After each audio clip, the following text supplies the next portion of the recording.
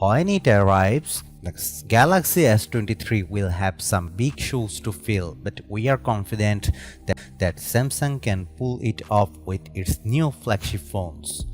Among this year's releases, the Galaxy S22 and Galaxy S22 Plus felt a lot more iterative than innovative, but the Galaxy S22 Ultra had no such problem, bringing the Galaxy Note back to life.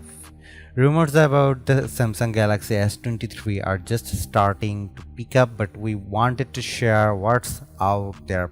So here's what we have heard about the Galaxy S23 so far. Continuous zoom.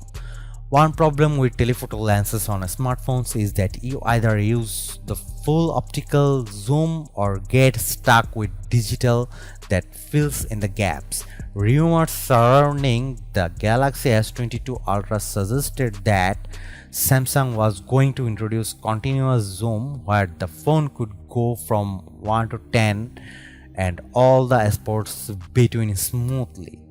We want to see Samsung and introduce this on all three Galaxy S23 models, though we have a feeling the feature might an ultra exclusive if it ever materializes.